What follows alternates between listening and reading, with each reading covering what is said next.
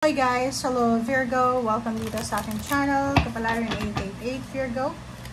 Alamin natin kung anong messages, vibration, gabay energy para sa lahat ng Virgo.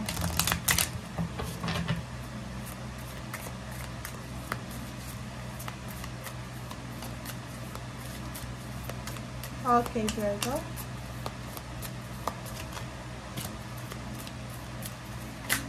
Okay. First card natin is Diamond. Diamond. Oh. Diamond, kumikinang yan, yung diamante, Virgo. So, value your self-worth. You are God's precious gem, diba? Lahat naman tayo, hindi lang ikaw, Virgo. Lahat tayo ay napaka-precious natin sa mata ng Panginoon. Okay? So, this month of February, sinasabi na kailangan mong i-value yung worth mo bilang tao. Kailangan i-value yung kung ano yung worth mo bilang isang individual. Diba? You're worthy. You're loved.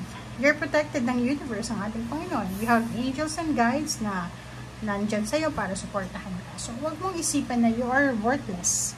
Diba? Okay. So, new beginning, 0. Nakikita ko sir dito na this February 2025, i-mark mo yon sa calendar mo or sa manifestation board mo or sa manifestation notebook mo na this month of 2025 of February, from February 1, magbabago yung takbo na parang 360 degrees na ikot ng Wheel of Fortune ang mangyayari sa'yo. So, bibigyan ka ng pagkakataon ng ating universe or maybe it's destiny kasi diba, 0 siya. Bibigyan kanya ng pagkakataon na ma-correct yung mga pagkakamali mo, mabago yung mga dating hindi maganda. Yung hindi maganda, mababago mo yan. Makapagsisimula ka, bibigyan kanya ng parang ano to, perfect scenario sa buhay mo para makapagsimula ka. So, exciting, di ba? Kasi 0 siya, hindi natin alam kung saan papunta. Minsan nakakatakot, minsan excitement yung mararamdaman mo. But nakikita ko sir dito, have faith. Diba? Kung ano mang magsisimula na to, embrace the change, embrace the new beginnings, and hintayin mo. Diba? Parang sinasabi sir dito na yung ginagawa mo sa ngayon, or mangyayari sa'yo sa ngayon, or darating sa'yo sa ngayon, ay posibleng ito talaga yung ano bang tawag dito? Okay. So, parang siya yung etong February na to, 2025, ay ini-encourage kanya na magtiwala ka sa Panginoon. Okay? Be careful sa kung ano man ang ginagawa natin kasi pwede tayong magsisi sa bandang huli. But dito nga, sinasabi ko sa'yo, you're worthy, you're loved, lahat ng blessings, worthy ka naman na makatanggap. So, gawin mo na kung ano yung gusto mong gawin. Subukan yung dapat subukan. Gustong subukan, pasukin lahat mo yung gusto mong pasukin, Virgo.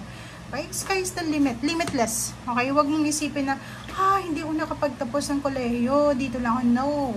Sky is the limit. Okay? Importante yung diploma. Importante yung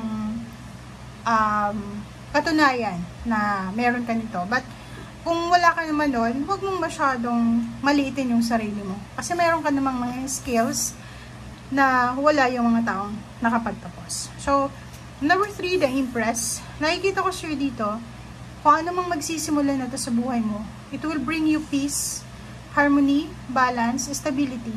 Okay? Excitement. And nakikita ko na if you're having problems sa health mo, sa healing, kung kailangan mo ng healing, emotional, financial, spiritual, kita natin dito na makukuha mo yung katahimikan na to, makukuha mo kung ano man tong peace and harmony na to na kakailanganin mo. Okay? So, King and Queen, okay? So, King and Queen of Cups, in terms of relationship, magiging sobrang maganda, sobrang magiging maayos, sobrang magiging secured yung relationship mo. Strength card, if you're having issues with someone else, especially parents, siblings, mag-asawa, mag-boyfriend, mag-girlfriend, mag-friendship, kita natin dito na going stronger yung relationship. Pwedeng may maraming pinagdaanan sa inyo, but nakikita natin dito na going stronger. Stronger na stronger talaga yung relationship. And health issues, nakikita natin na may healing dito. emotional pain, heartaches, or any emotional losses, posibleng maayos siya. Okay, that's February.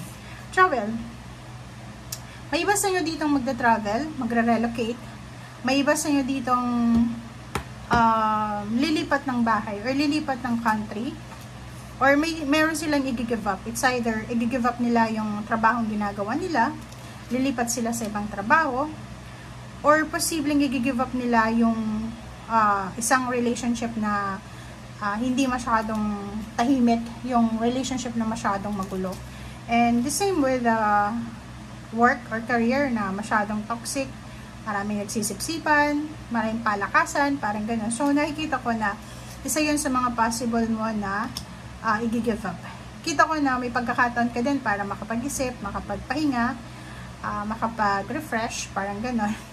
And nakikita ko na habang nagpapahinga ka, this month of February, meron sa inyo dito na nakafocus kayo para sa reflection. Magre-reflect kayo tungkol sa plano nyo 3 months from now. So, February, March, April, May. So, pwedeng may plano yung mga Virgo 3 months from now. So, mag-iisip ka, magre-reflect ka. Iisipin mo, ano ba kaya yung gagawin ko, ganyan, ganito. Okay? Ano ba yung tamang gawin? Parang ganun. Okay, sa ilalim niya is King of Wands. Nakikita ko sa'yo dito na magfo-focus ka sa mga ginagawa nyo ngayon. Trabaho, negosyo, or anything. Eight of Swords and the Knight of Swords. Isang good news ang posibleng dumating sa buhay mo na pwedeng magdala sa'yo ng sobrang happiness and freedom. Ang good news na to is pwedeng, like for example, meron kang tao na pinautang and fortunately, unexpectedly, makakatanggap ka ng message na magbabayad na siya sa'yo. So, parang makakahinga ka ng malalim, di ba? Makakahinga ka ng relief kasi nga, at last, di ba? Makukuha mo na kung ano yung matagal mong hinihintay. And in terms of money, nakikita natin yung balance. Yung papasok, lumalabas, or lalabas ng pera ay balance. And yun nga sabi ko sir dito, sobra kang abala. Busy-busy yung iba sa pagtatrabaho, busy-busy yung iba sa pagnenegosyo, or busy-busy yung iba sa paghahanap buhay. And in terms of relationship, like intimate, ay kita ko sa'yo dito na wala kang masyadong interest, lalo na kung single ka. Nakikita ko yung interest mo is maghanap buhay, mag-apply ng trabaho kung unemployed ka, mag-ipon ng pera, or makapagpahinga. Okay? Or pwedeng yung iba sa inyo dito, Virgo, may pagkakataon kayo this month na makapagpahinga talaga. Makauwi ng probinsya, makauwi ng Pilipinas, kung kayo ay OFW, and makapagpahinga talaga. Okay? Thank you guys for watching. Bye!